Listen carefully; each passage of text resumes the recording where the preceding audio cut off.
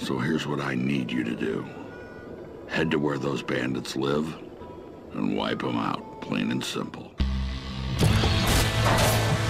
John Carmack still brings the same genius to the video game world that he brought when he started back working on Wolfenstein 3D, which is trying to do something new and revolutionary with every generation of technology that he creates.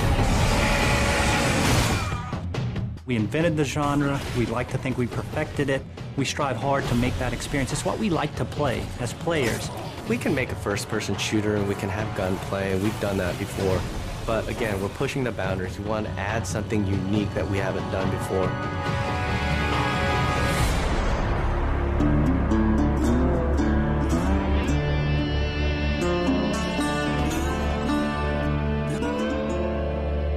Well, I mean, id Software has such a storied history as creators of the first-person shooter and games that just kind of define first-person shooters like Doom and Wolfenstein. Those are kind of the big heavyweights, right?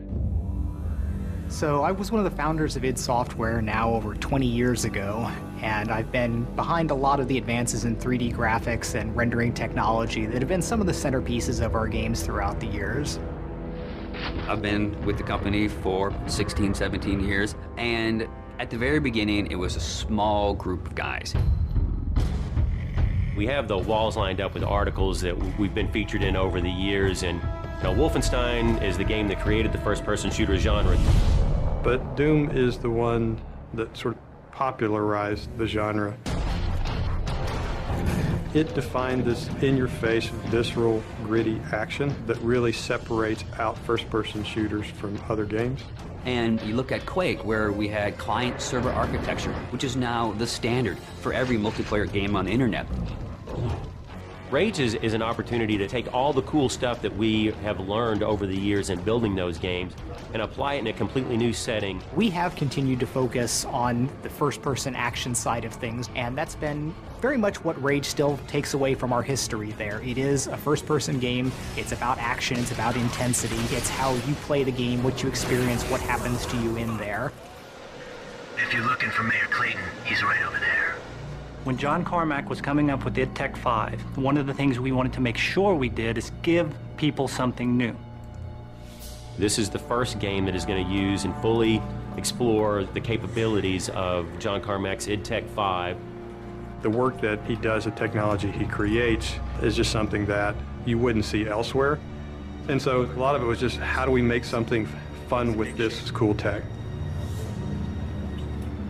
So the cornerstone of id Tech 5 is our mega texture technology. It gives us the ability to tweak every single pixel that you see in the world. Unique texturing is what id Tech 5 is all about, and we have some awesome artists that are able to actually exploit that and put all that detail into the world. The human eye can easily notice repetition in objects and in textures, and if you have a unique environment, that simply doesn't exist. And at any given point, the whole environment has this unique feel and this unique look to it. So you're not running through the same space corridors for 20 hours in Rage.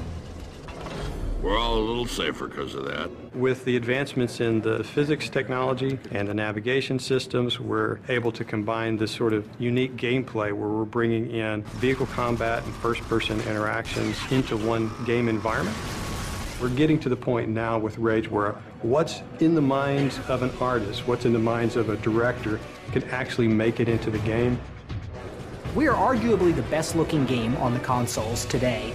And the point is, we are running at 2 times the frame rate of what other people might argue is the best-looking console game there.